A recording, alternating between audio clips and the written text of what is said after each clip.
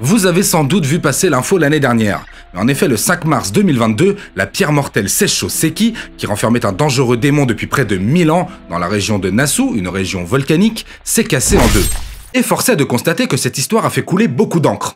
Et on va voir pourquoi dans cette vidéo. En effet, l'histoire de la Seisho Seki est passionnante, et si tu aimes Naruto, eh bien tu vas adorer cette vidéo. Et si je dis que cette histoire a fait couler beaucoup d'encre, c'est parce qu'il y a deux camps autour de ce caillou.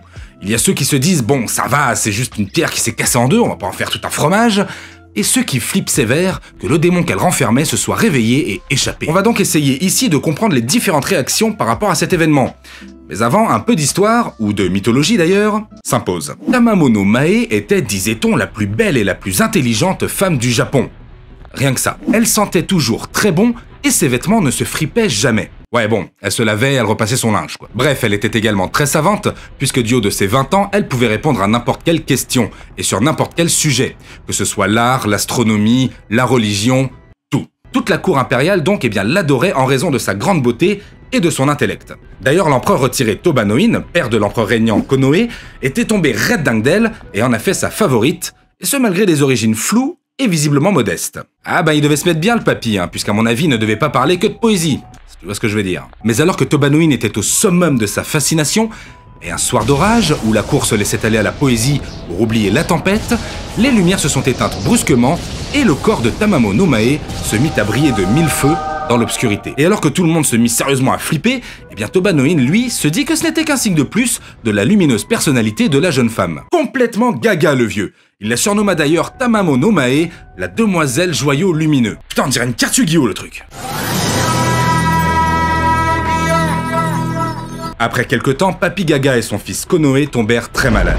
Aucun prêtre ni devin ne purent définir la cause de cette maladie. Et ouais, les médecins au Japon n'apparurent timidement qu'au 19e siècle, avec Choei Takano entre autres. Mais Eureka, Abeno Yasuchika, l'astrologue de la cour mais aussi exorciste, oui bah il faut bien arrondir ses fins de mois, trouva l'origine du mal. Bon alors sans suspense, l'origine du mal n'est autre que Tamamo no Mae elle-même. Eh oui, il révéla qu'elle n'était autre qu'un Kyuubi no Kitsune, un renard démon à 9 queues, qui s'est approché de l'empereur pour le tuer et s'emparer du trône. Mais Toba no In, encore gaga, n'en croyait pas un mot. Mec, elle brille dans le noir comme une veilleuse. Qui fait ça? Qui fait ça? Alors, Abeno Yasuchika prépara une cérémonie en l'honneur d'une divinité de l'au-delà, le seigneur du mont Tai, Taifukun. Au fur et à mesure des incantations, Tamamo no Mae fut pris d'un malaise et pouf, elle se transforma en Kyuubi no Kitsune. Elle s'enfuit alors vers le nord-est, là où vont toujours se réfugier les esprits démoniaques. Remarquez comme ça, on sait où les trouver. Toba no In comprit enfin et envoya Kazusa no Suke et Miura no Suke, les guerriers les plus badass du moment, pour chasser et tuer le renard. Tamamo no Mae parviendra à leur échapper un temps, mais une nuit, elle apparaît à Miura no Suke en rêve et lui prédit qu'il la tuera le lendemain. Elle lui supplia donc de lui laisser la vie sauve, mais Miura no Suke refusa. Le lendemain, en effet, les chasseurs retrouvèrent le renard sur la lande de Nasu, dans la préfecture de Tochigi. Et Miura no Suke tua en effet le renard d'une flèche. Celle-ci se transforma alors en la Seisho Seki, le fameux rocher qui s'est ouvert en deux, le 5 mars 2022. Elle s'est également illustrée en Chine sous le nom de Hoji, où elle était l'épouse du roi Yu, et où elle a aidé à amener la chute de la dynastie des Zhou occidentaux.